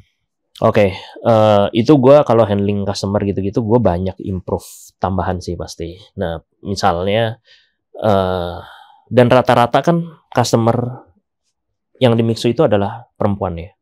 Jadi entah itu ibu-ibu, entah apa. Jadi misalnya mereka ada kekecewaan dan lainnya. Itu yang paling nomor 1 adalah kita nggak boleh ngegas balik. Ya kan. Jadi kita dengerin dulu kekecewaannya apa. Misalnya kok yang simple adalah mereka pesan online, mungkin jaraknya agak jauh dan lainnya. Sampai di tempat mereka tuh udah lumer, udah cair es krimnya. Mereka ngomel sekian gini. Ya udah, jadi dari situ kita belajar adalah kalau yang pesen banyak, kita bisa sediain kayak 1 styrofoam.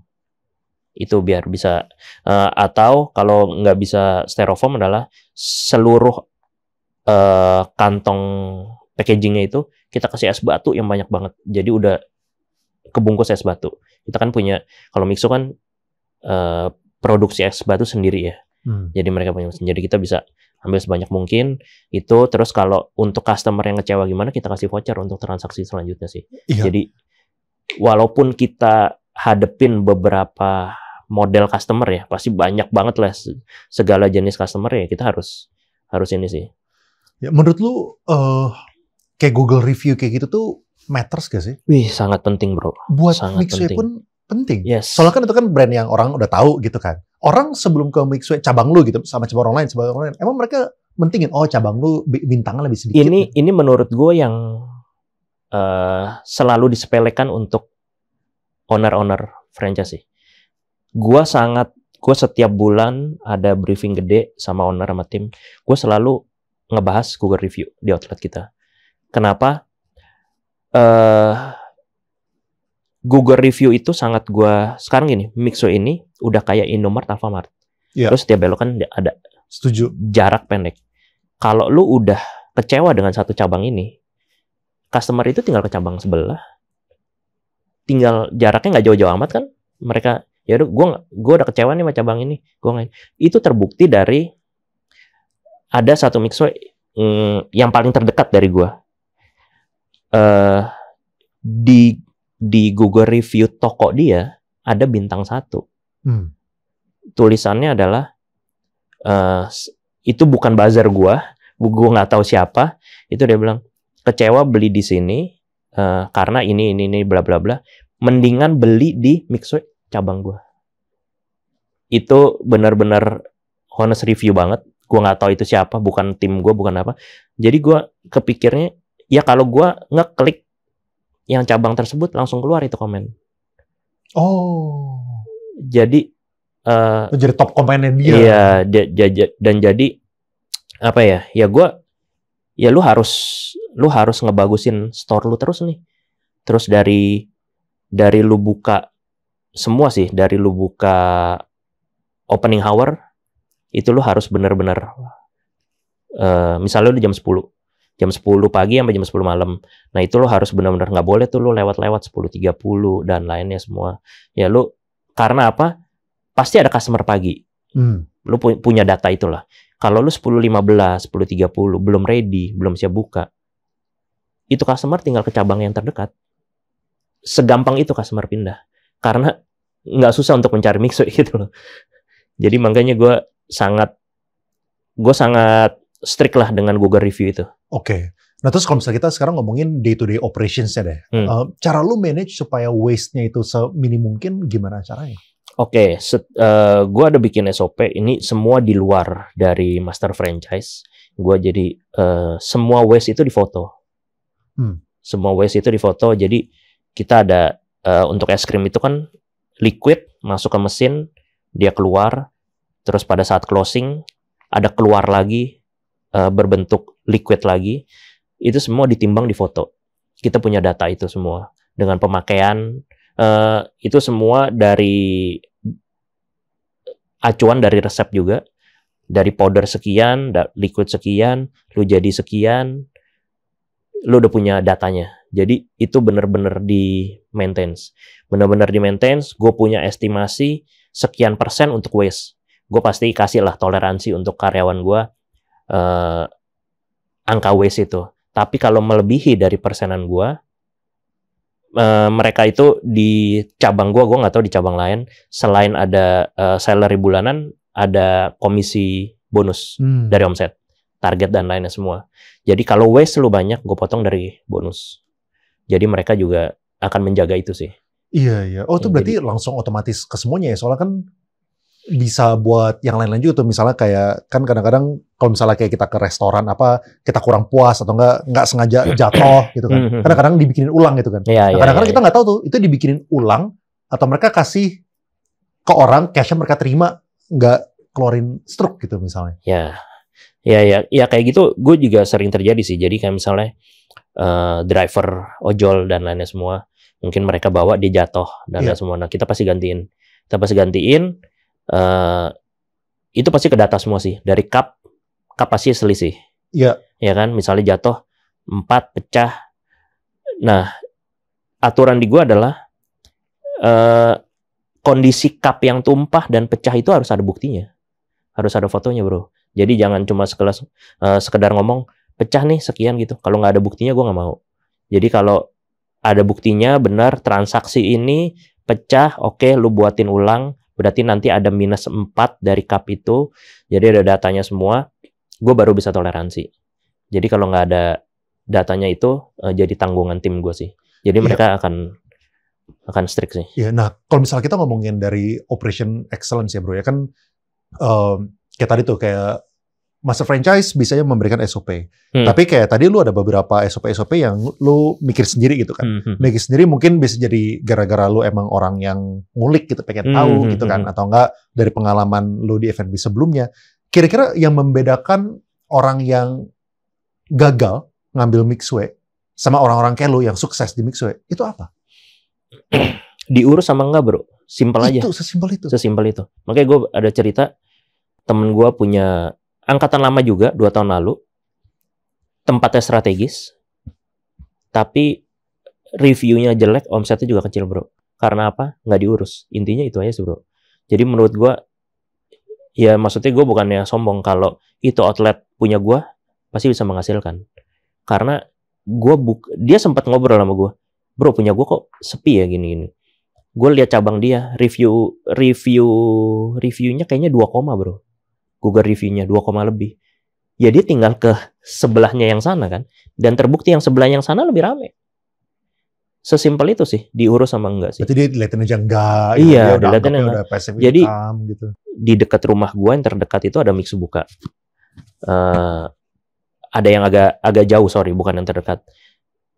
Itu kadang jam 12 belum buka bro. Jadi punya anak bos kali. Jadi anak gue kan juga kadang minta gitu ya kan. Jadi gue bilang, gue bingung ini Mixu masih buka apa tutup gitu loh. Kalau misalnya kayak gitu nggak ditegur sama Mixu pusatnya? Mungkin nggak. Atau belum ketahuan ya lo di audit? Mungkin kalau di audit mungkin ditegur sih. Kalau misalnya di audit pasti kan salah satu checklist kan. Tapi kan Mixu pusat itu nggak per day untuk ngecek laporan udah buka nih jam 10 atau apa, nggak begitu kan. Nah jadi sesimpel itu sih, diurus sama enggak sih. Jadi ya karena gue selalu, misalnya gue jemput anak sekolah jam 11, dia belum buka kan, kok belum buka terus, gue jadi bertanya tanya kan, ini masih buka apa enggak nih. Jadi gue tinggal ke Mixu yang sono lagi. Sesimpel itu sih. Akhirnya kan omsetnya ke sana terus tuh. Menarik. Iya. Kalau gitu apakah anggapannya ya, misal tadi kan urus, nggak diurus. Kalau misal nggak diurus, berarti kita bilang failure rate-nya itu mungkin bisa dibilang almost 100% lah. Failure rate-nya gitu kan. Nah kalau misalnya di seberangnya yang orang yang ngurus, apakah orang yang ngurus ini sebaliknya gitu? Oh failure rate-nya itu bisa dibilang maybe close to 0% itu misalnya. Atau ternyata masih ada mungkin 20% ada X factor lainnya gitu menurut lu? X factor sih pasti ada ya. Jadi mungkin kalau lu rundown sebelum itu, lokasi lu bener-bener red ocean apa enggak nih? Jadi kalau tiba-tiba lokasi yang udah dikasih radius, tapi kalau kadang begini, yang approval itu juga masih manusia sih bro. Oke. Jadi kadang itu radius yang rame dihantam terus bro. Terus sama brand kompetitor, sama itu kan yang nggak bisa dikontrol kan. Iya. Nah jadi ada beberapa yang gue tahu yang omsetnya rame, tapi bener-bener ditempel sama brand kompetitor ya pasti omset kebagi. Caranya itulah ya, nyewa tanah sebelah. Jangan kasih ke orang lain. Iya. Makanya bisa harus banyak. Iya bener bro. Bisa es krim juga, bisa apalagi. Jadi apalagi iya yang jalur gue 4 beragam bro. Itu lu punya semua? Hajar semua? Iya. Jadi beragam. Iya. Menarik. Nah terus gimana bro? Gimana caranya kita ngelawan hype? Soalnya namanya hype ini kan kayak tadi kan, kayak setiap kali beda-beda. Kayak misalnya dulu yogurt, dulu apa gitu kan. Namanya bisa turun. Nah cara lu manage itu kayak gimana? Supaya waktu turun dulu jangan sampai inilah tetap bisa dijaga gitu. Oke. Untuk ngelawan hype pasti akan susah ya. Karena balik lagi yang kayak gue bilang, ini market soft ice cream nih. Iya. Ya jadi pasti ya kalau mau dibilang Mixway 2 tahun lalu sama sekarang juga udah beda. Udah beda bro, pasti ada penurunan lah. Pasti mereka ada yang ke minuman kelapa lah, coconut lah, dan lainnya semua. Itu pasti kebagi lah.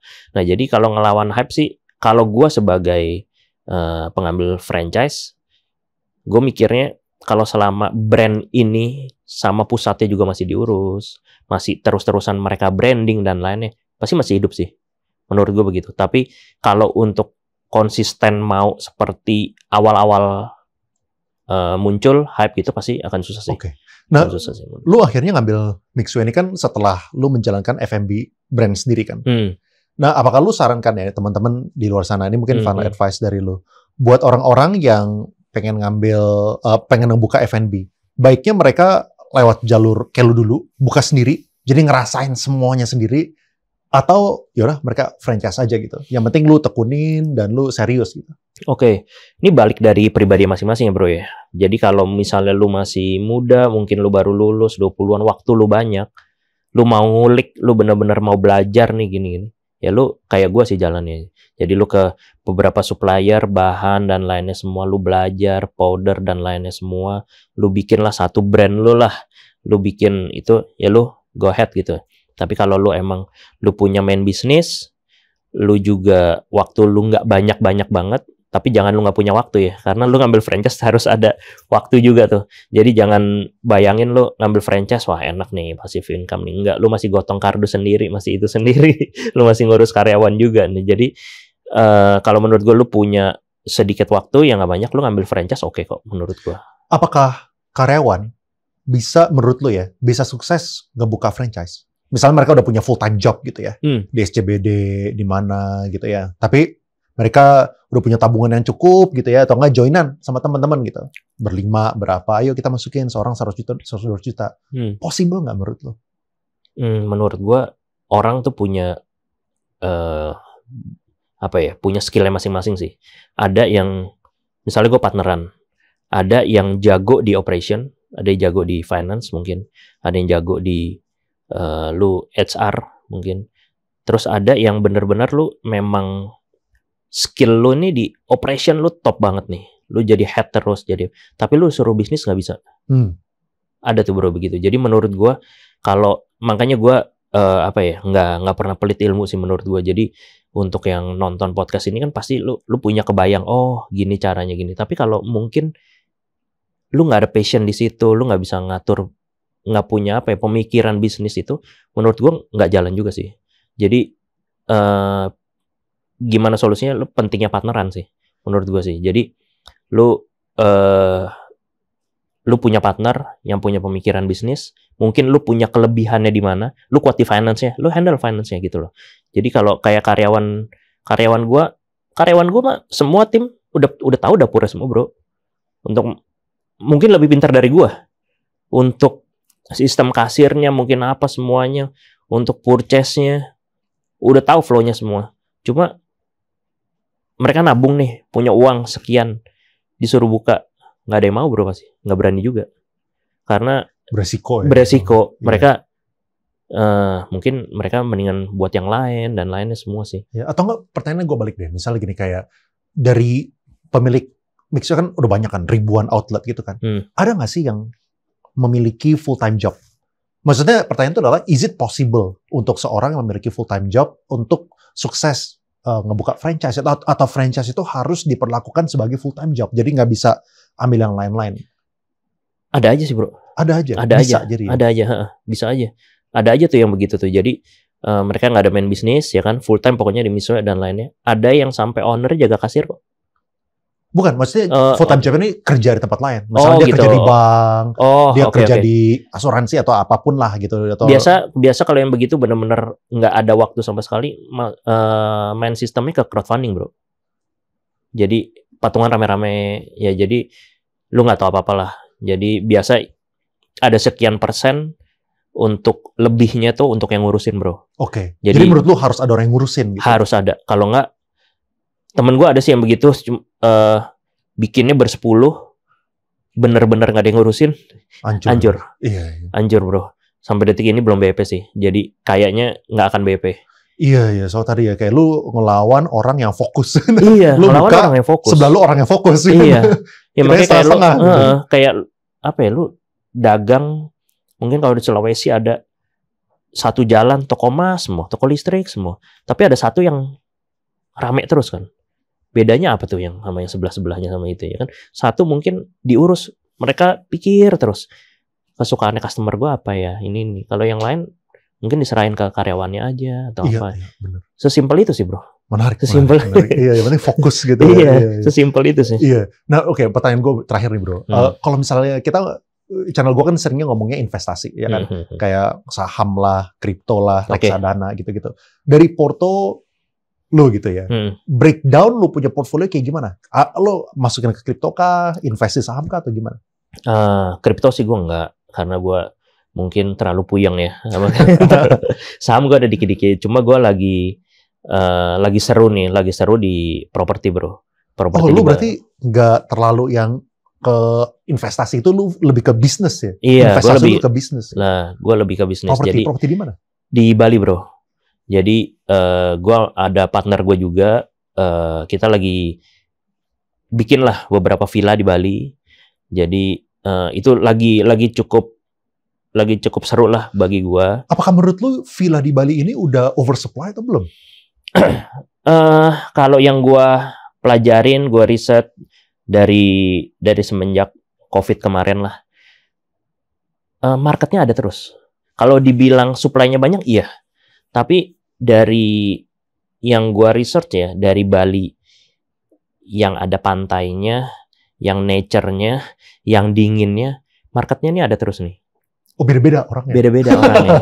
Iya kan? Beda-beda. Iya. Mungkin ada yang orang turis ya, orang Korea suka di sini, orang dari Europe suka di sini. Jadi menurut gua nih, kalau dari angka okupansi masih oke gitu loh. Daripada lu ya mungkin di Jakarta dan di lainnya semua. Jadi di Bali menurut gue masih cukup seksi sih. Jadi jangan-jangan nanti ada podcast nomor 2 ngomongnya villa di Bali. Siap. Thank you so much, bro. Thank you so much. Thank you.